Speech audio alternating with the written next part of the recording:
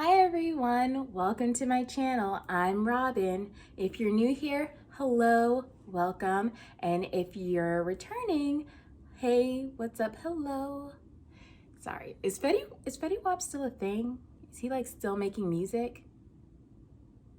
I should Google that, but I'm not. But anyway, so I'm here today because last month I read some books and I wanted to tell you about them. So let's get into it. The first book I read last month was The Institute by Stephen King.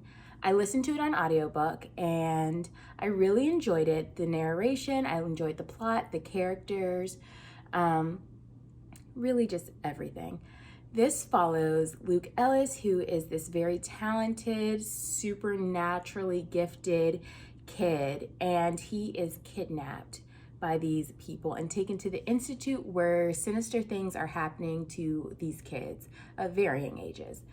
I really got invested in the plot and like how they were going to overcome the people who like kidnapped him, and then I got really invested into the relationships between all of the kids. Especially this one kid, Avery. He was so sweet, and I was like, I need to know what happens to him. I need to make sure like he's okay. Admittedly, I wasn't sure how I was going to feel about this because I haven't read a lot of Stephen King, but what I have read, I haven't been like super wowed. So I wasn't sure that I was going to like this, but I did. And it actually got me excited to read some more of his stuff. Maybe more of his like recent stuff will be more for me. We'll see. But I originally gave this 3 stars, but I think I ended up bumping it up to like 4 after I thought about it for a little while. Next book I read was Crown of Midnight by Sarah J. Maas. It's the second in the Throne of Glass series. I can't really tell you what happens in this book because spoilers. And I thought that maybe I was the only person who hadn't read this, but I'm happy to report that there are tons of people who've never read this series, and so I don't feel so alone. But anywho, I digress. This is the second in the series. It took me 4 months to read this. Seriously, 4 months. And I was like, I cannot go into 2020 with this book still unread. So I read it. It was okay. It's not terrible, but it's not great. You know what I mean? Selena is still being a half-assed assassin, and sometimes she's really good at it, other times she's not. You know, it's just whatever the plot calls for. I still hate the love triangle. I don't love the love triangle, but I do like one of the characters, Dorian. He's really growing on me. I really enjoy him. I like it. And then there was another character that I really enjoyed. There were actually 2 other characters that I really enjoyed. One was Mort. He's a doorknob. No, he's a door knocker. That's not like a euphemism for anything. He's just a door knocker. But he's a riot. I love him. And the other character that I was really into was Nehemia. And that's all I'm going to say about that.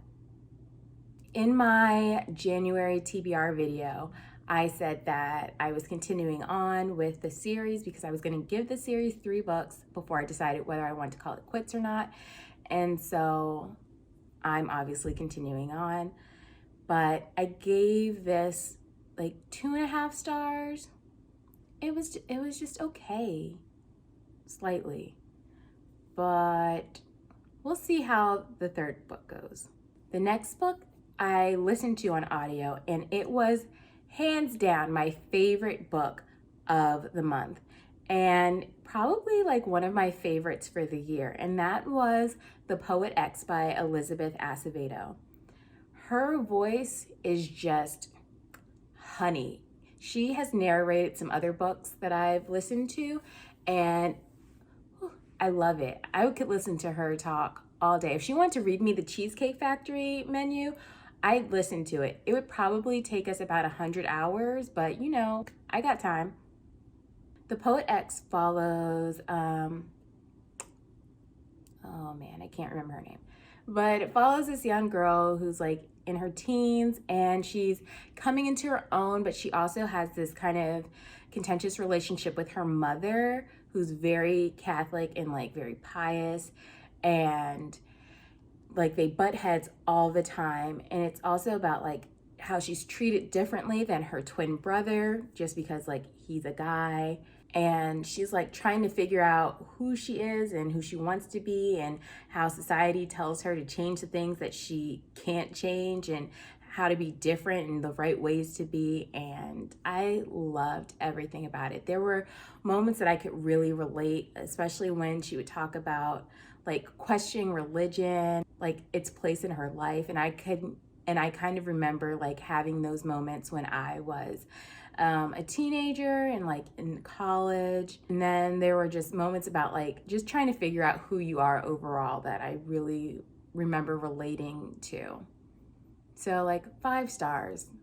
I cannot wait to actually have this book in my hand. I want to get a physical copy of it and just like pour over it and read it and highlight things because it was just so good. Highly recommend. And then I was like, you know what? I want to be in a Christmas wintry mood. So I read The Tourist Trap by Sarah Morgenthaler. It didn't put me in a Christmassy winter mood, and probably because it was about like summertime in Alaska. I don't even actually know that it was summertime. It was in Alaska though. I know that for sure. And do I remember the characters' names? No, and that's probably for the best. I actually don't remember much about this story. It wasn't very good, to be honest. This regular blue-collar girl goes to Alaska on a trip of a lifetime with one of her best friends who is this rich girl, but like people think she's stuck up and superficial, but really she has a heart of gold. Anywho, she meets the owner of this place called the Tourist Trap, and he's this grumpy guy who hates like rich people, but the locals think he's fantastic. They think his being mean to them is an act, and they're just like, we love going here, we love being treated like trash. I don't know. That's your jam. If that's how you get your vacation kicks, sure. Anyway, this blue collar chick and the owner of the Tourist Trap, they get together. They have sex, I think. Maybe. I don't really remember. It was so bland. The story was bland. The only thing I can really remember is that the main guy, he would just get like mad out of nowhere, and he was just so angry and then get like aggressive. And I'm like, yo, chill, take a CBD pill or something, like calm down. But yeah, I didn't like it. I didn't like it at all. Anyway, it was boring. The plot, the characters, the sex, just everything was kind of forgettable. It was flat. Blah. I do not recommend. Then I read Legendborn by Tracy Deonn. This is one of BookTube's favorites at the moment. And it was like on a lot of people's best of 2020. And unfortunately for me, it didn't hit that high. I gave it a 3-star overall. So it wasn't like, 3 is not a bad rating to me. It's just like, it's okay. I didn't hate it. I didn't love it. So 3 is like, okay. This is about Bree Matthews, who gets admitted to an early college program, along with her friend, Alice? Was her name Alice? One day I'm gonna remember people's names, like honestly. But she was just she wasn't even really in the book except for like here and there.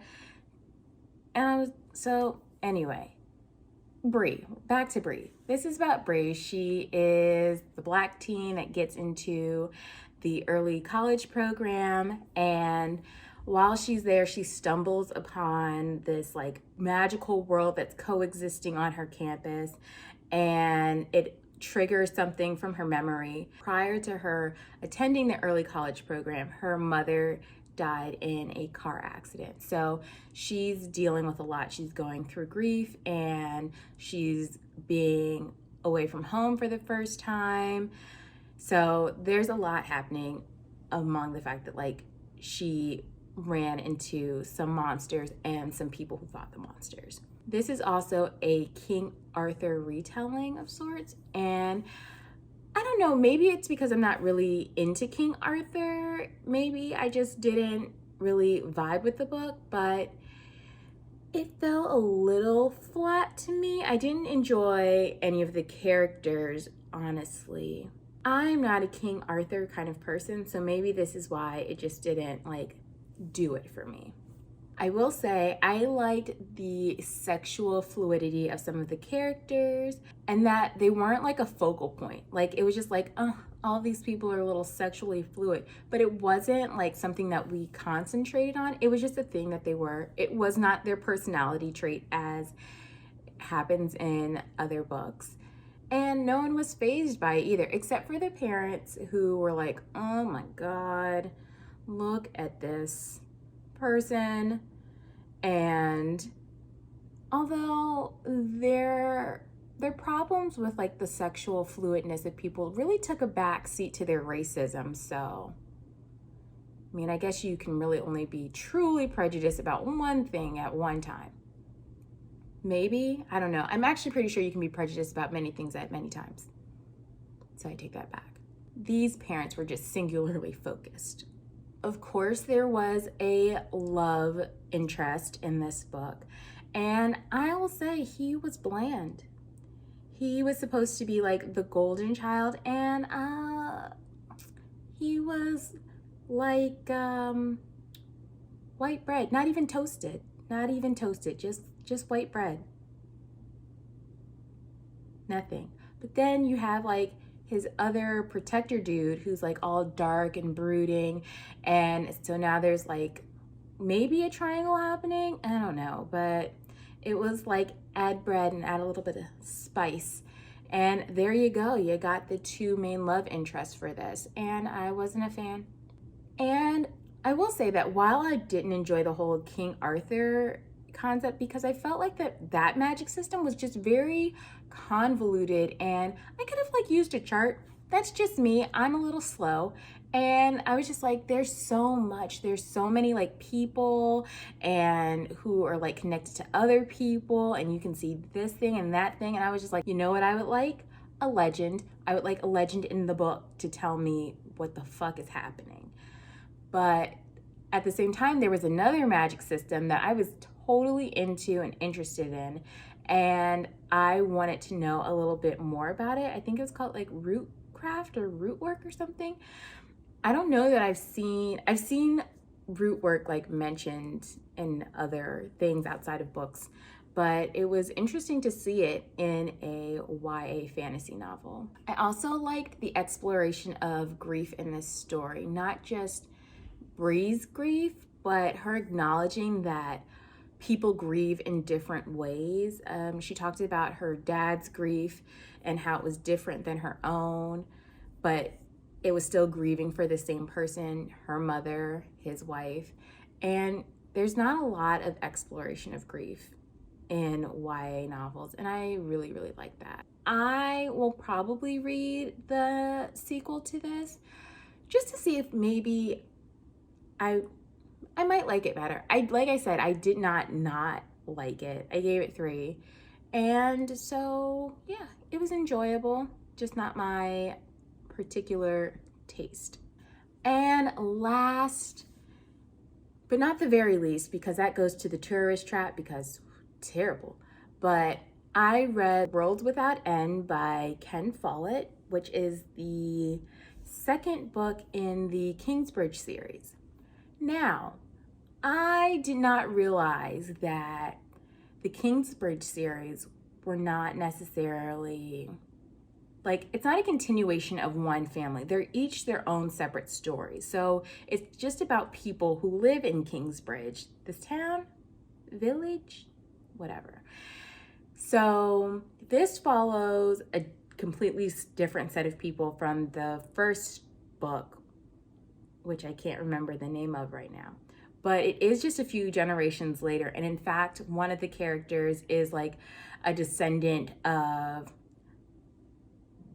I wanted to call this man Bob the Builder. That is not his name. Jack the Builder. His name was Jack the Builder. Whatever. Anyway, so he's a descendant of Jack the Builder. Now, this really starts off with the focus on two main girls, Gwenda and Karis. And in the beginning, where it's really Gwenda focused, and because some terrible shit happens to her because her dad is the fucking worst. But I'm gonna be very interested in this, and it like picks up really quickly. But her story peters out very fast, and then you're really focused on Karis and what happens to her and her love interest, Merthin, who is the descendant of Jack the Builder. And if you're into like building of cathedrals and bridges, this one was definitely more focused on the bridge, but I would say go for it, read this. This didn't really do it for me like the other one did, just because it felt like it was so drawn out.